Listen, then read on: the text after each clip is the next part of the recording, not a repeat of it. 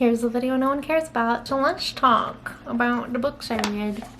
And I would like to say, read is putting it lightly, because a lot of these books I did not finish.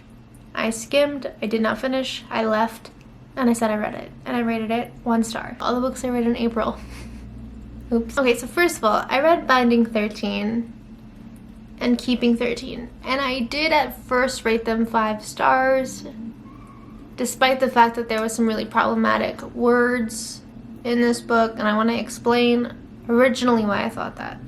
One, I thought that this book, because it's like dated or based in like the 90s to early 2000s, so I thought it was written then. That doesn't excuse why I excused it. I excused it because I just felt like, okay, it's written in a time period where we were all collectively ignorant, okay? Like, we were all going around not knowing anything. We were not politically correct in 2001. Like, we knew right from wrong to an extent, but yeah, so I just figured, whatever. Also, extremely triggering book. There's a lot of like R-word situations. There's a lot of trauma, abuse, lots of things. I liked the book because the girl was very sweet and the guy was very kind, and they were just like nice people with really good character development and things like that. But like, if I had to reread it again, I wouldn't, and I do think that people on TikTok overhyped it. Yeah, so the Binding 13 and Keeping 13, I did go back and rate it 3 stars because I learned that the author published these in like 2019, 2020. So like, it felt kind of like the author was a little bit ignorant with the way they worded things or presented things. It was a little bit hateful. So yeah, so I didn't hate them, but it's like a very traumatic series, and I feel like people recommending it is like a little sus, but we all can't control what we like. I'm not someone that judges anyone for what they like. Whatever, it's a book. But 3 stars. Binding 13, Keeping 13. Lots of trauma, lots of kind of romance, but it's like such a slow burn romance. I don't have the patience, but every chapter kept you hooked because of all the horrific stuff happening to these characters. And then I read Hate Me. This one is probably more problematic because the love interests, they team up and then they kill their whole family. But you don't read certain books for intellectual prowess, okay? You read them for erotica.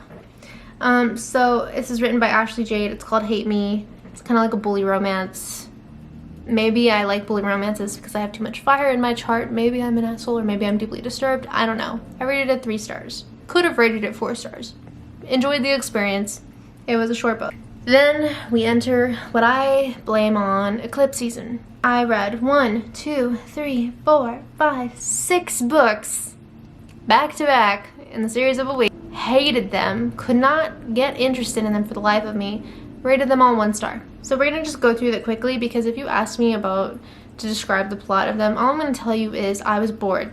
Boring. Don't care. That's how I would summarize all of this. So, Happily Placed by Emily Henry, 1 star. I did love her book, Book Lovers, and Beach Read, 5 stars.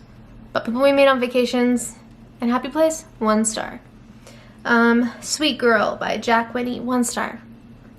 The Enemy Trap by Maren Moore, 1 star. Saving 6 by Chloe Walsh. Honestly, I could have probably read all of this and had the attention span to do it because I read the other 2 books, but I also just like am grossed out with all the trauma. I think I tried to read a few chapters and it was just like horrific sex scenes in the perspective of a child watching their parents get essayed, and I just don't want to.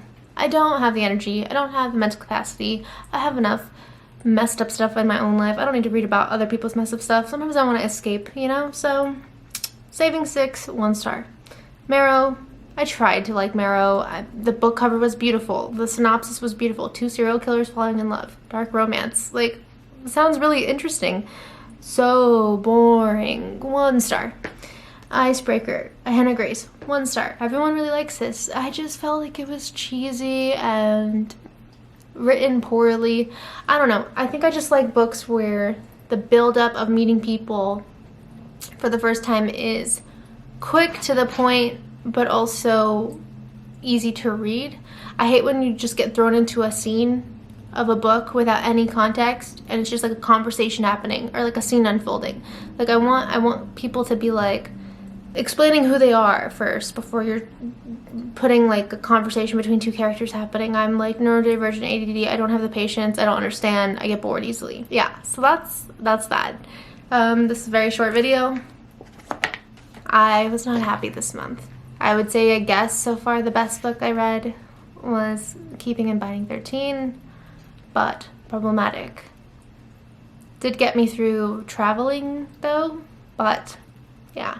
I am currently reading a book though that will be counted as an April read that I'm going to probably rate 5 stars, but I haven't finished it yet, so this is why I'm not adding it to this review video. But the title of it is Don't Let Me Fall by Kelsey Ray. So far I really like this book. It's like a kind of a hockey romance, but it's like if L. Kennedy wrote better. Sorry, that was mean, but that's how I feel. I do like one of L. Kennedy's books though. Less crass romance. That's kind of smutty. Basically, that's how I feel.